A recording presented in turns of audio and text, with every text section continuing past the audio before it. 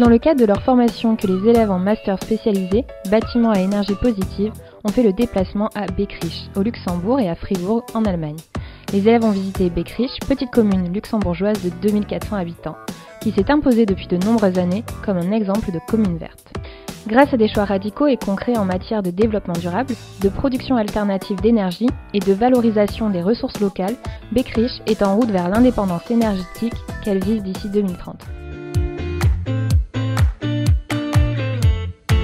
Lors de ce séjour pédagogique, les élèves ont visité une centrale biogaz qui recycle le fumier et le lisier d'une coopérative agricole de 19 agriculteurs pour produire de l'électricité pour 700 ménages. Les agriculteurs qui amènent leurs déchets, c'est-à-dire fumier, lisier, mais aussi de l'ensilage d'herbes, de maïs. On met tout ça dans le premier digesteur. Ça va y rester pendant 30 jours à peu près, avec les bactéries et le système anaérobique qui est installé là-dedans.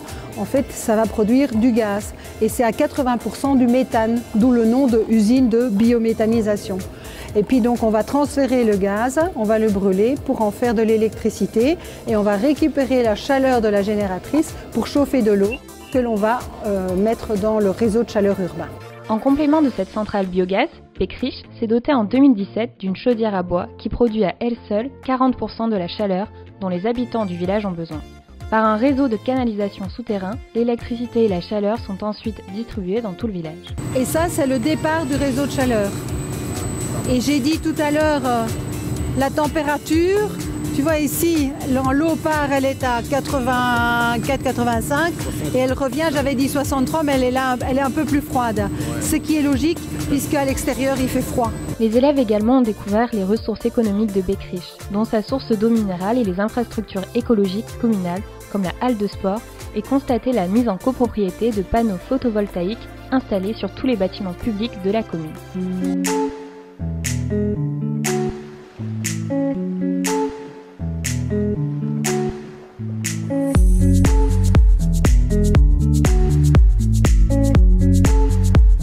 Les étudiants ont poursuivi leur séjour à Fribourg en visitant deux écoquartiers, le quartier Vauban et le nouveau quartier Rieselfeld. Fribourg est aujourd'hui considéré comme modèle de réconciliation entre l'écologie douce et l'économie dure. Politique environnementale, technologie solaire, concepts de durabilité et de protection du climat sont au cœur du développement économique, politique et urbain. Alors ça, c'est donc le premier bâtiment public à énergie positive en Europe. C'est là où viennent les citoyens de Fribourg quand ils ont besoin, je sais pas moi, de passeport, permis de conduire, n'importe quoi, vous allez là. 840 collaborateurs qui sont rassemblés ici.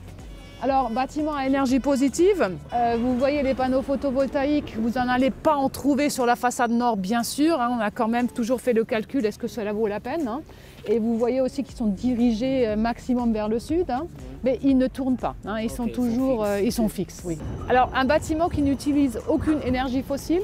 Alors, à part l'électricité, il y a la géothermie. La géothermie qui sert autant avec un échangeur de chaleur, avec une pompe à chaleur pour chauffer, mais ça c'est un bâtiment. Un bâtiment de cette qualité n'a pratiquement jamais besoin de chauffage. À Fribourg, le quartier Vauban a trouvé sa place sur 40 hectares environ.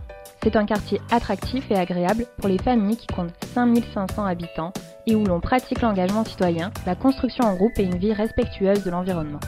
Le standard basse consommation est obligatoire pour les bâtiments. 170 appartements ont un standard passif et 70 sont des bâtiments à énergie positive.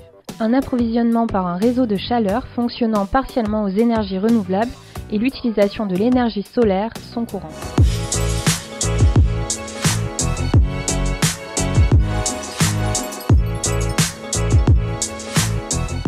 Bon, alors ici, on est vraiment devant un bâtiment historique parce que c'est le premier bâtiment multifamilial passif en Europe, en tout cas, peut-être au monde, je ne sais pas.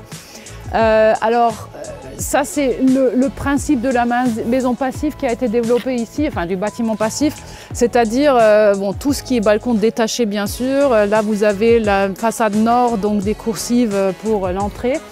Donc on a les cages d'escalier à l'extérieur qui ne doivent pas être chauffées, qu'on fonctionne avec, bien sûr, avec récupération de chaleur, et puis ils ont leur propre petite cogénération. Vous voyez le tuyau de la cheminée de la cogénération, c'est en verre. Pour conclure le séjour, les étudiants ont visité l'écoquartier Rieselfeld.